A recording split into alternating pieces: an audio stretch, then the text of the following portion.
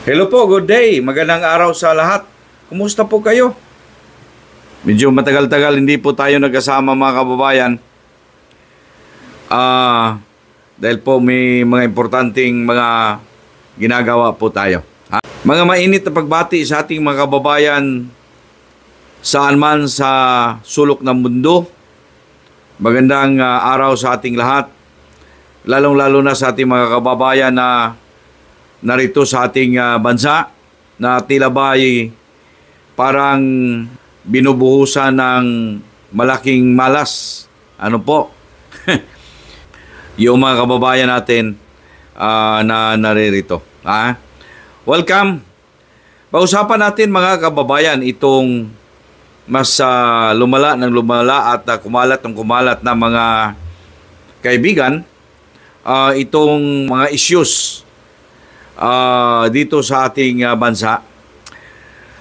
Nitong nakaraang mga ilang araw mga kaibigan, umiksi na ang mga business groups dito sa ating bansa at sila ay naglabas na ng kanilang mga saloobin sa mga pangyayaring sobrang korupsyon dito sa ating bansa.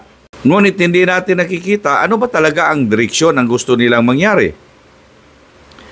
Kagaya na po nitong executive director ng super influential na Makati Business Club mga kababayan. Walang iba, si Apa Ong Pin. Alam ninyo, pumasok man sila sa eksena mga kababayan dito sa kontrobersyal na mga issues sa patungkol po sa korupsyon. Pero hindi po nila tinutumbok itong nakikita ng mga kababayan na maliwanag na dito na ang umpisa na sana hanapin yung utak po. Babasahin ko po itong artikulo na lumabas po dito sa abogado.com mga kababayan na may titulo, "Spend on security, not on piatos. Apa Ong Pin tweets, BP Sara on confidential fund." Dated October 20 po ito. Dated October 20 po. At gusto ko pong babasahin itong reaksyon niya. Okay? Tingnan ninyo kung tama ba. Kasi po, alam natin naman mga kababayan at hindi naman ito maitago kung ano talaga ang problema natin ngayon. Di ba po?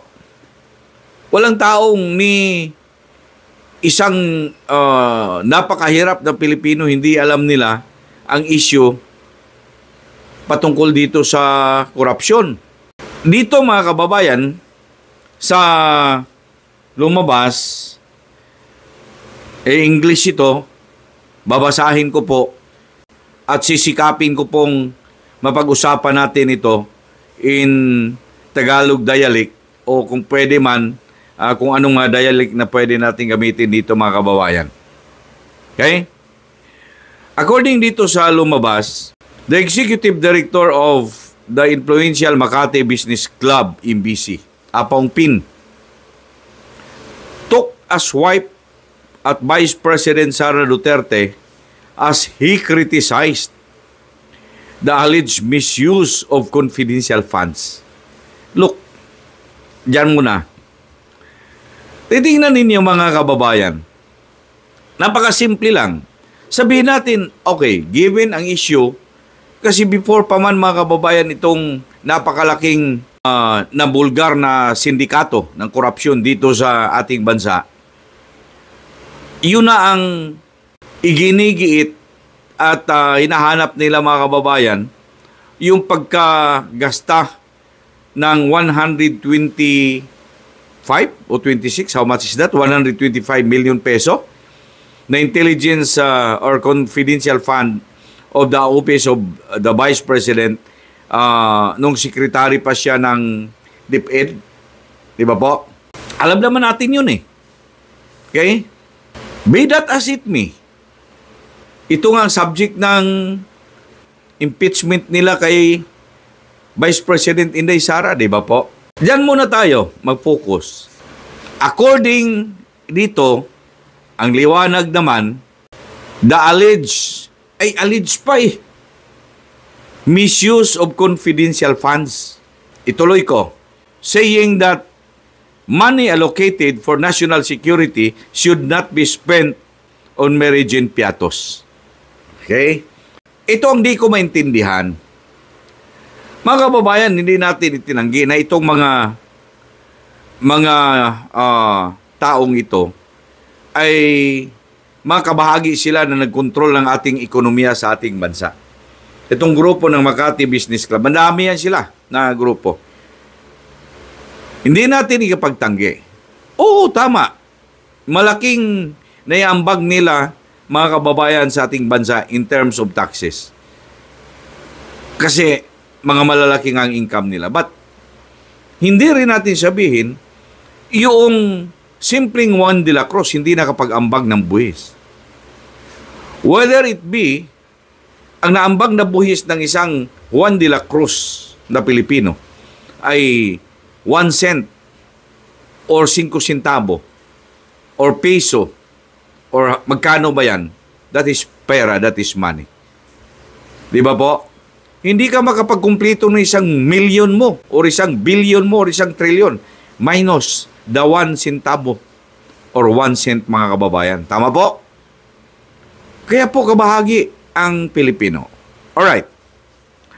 Pupunta tayo, mga kaibigan, dito sa tinatawag nilang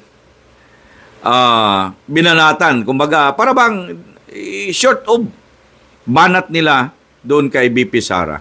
Kaya nga matanong ko itong Executive Director ng Provincial Makati Business Club, si Paong Pin.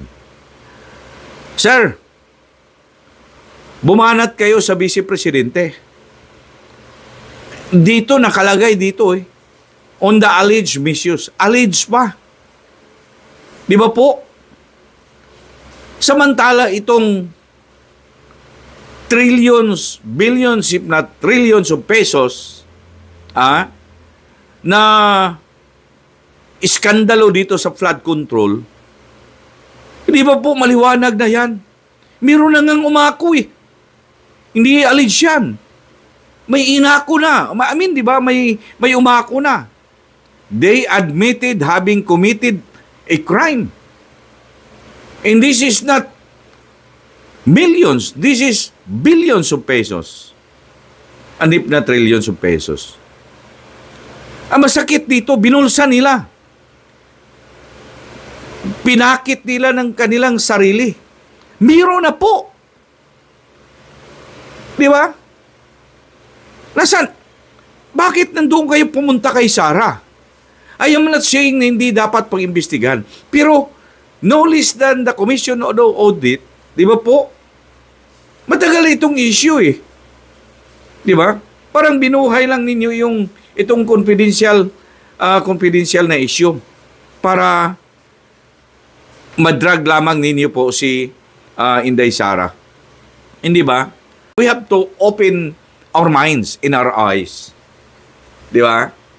Buksan naman natin. Mga sir, while we respect and while we admire you people, mga elite dyan, di ba? Because of your contribution to our national treasury, sa ating gobyerno. Pero sa mga isyung ito, sir, wag kayong maging buta at bingi sa katotohanan. Di ba po? Wag kayong maging buta at bingi sa katotohanan. Dito malinaw ang linabas ng news ng abogado.ph, alleged misuse. Bakit alleged? Kasi pinaghinalaan pa lamang ninyo ito Di ba po? At hindi mapruiba-pruiba na ito talaga, mga kababayan, ay ginamit for personal use.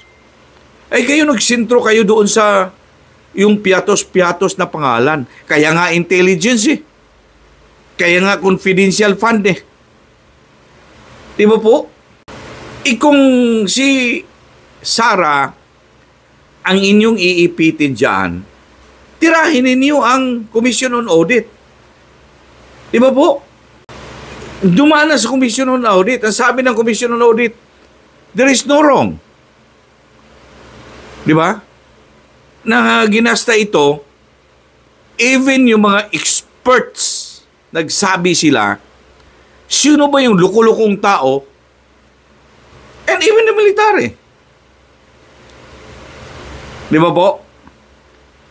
Kadami-dami na mayroong mga intelligence and confidential fund. Yung presidente, natanong ba ninyo kung saan niya ginasto ang kanyang confidential funds na billions of pesos? Di ninyo natanong. Di ba po? DILG, AEP, PNP, tinanong ba ninyo kung saan napunta at sinong binigyan, saan nila ginastos ang intelligence fund nila? Wala naman eh.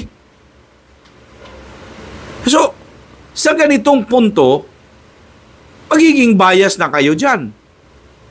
Di ba po? Pinalabas ninyo ngayon na you are concerned of the people's money. Pero you single out naman eh. Why single out at Inday Sara? Na mayroon naman ang Office of the President.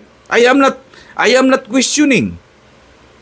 Doon sa mga office, doon sa Office of the President and all other offices na mayroon silang ganyan kasi talagang gagamitin nila yan mga kababayan. Di ba po?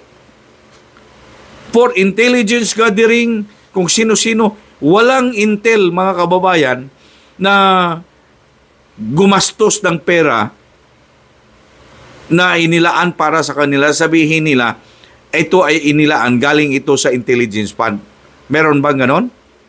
You ask sa military or any other operating agency na ganitong nag-i-intel, meron silang mga intelligence work. Wala naman eh. Di ba po? Kaya po magtaka tayo sa inyo.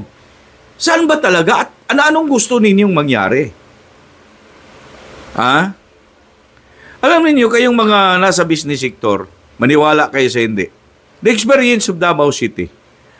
Nung kapanahunan ng Davao City ay under the reign of terror ng Communist Party of the Philippines. Yung kanilang mga ang tawag nito, mga armed groups. Okay? Ang Davao City, lahat natatakot ang mga negosyante. Lahat natatakot ang mga negosyante. Ultimo yung kanilang mga ari-arian, mga lupa sa sentro ng Davao City, binibintan nila ng sobrang mura. Nung panahon yon, kasi ginawa ng laboratorio po ng New People's Army na armed wing ng Communist Party of the Philippines. Tingnan ninyo,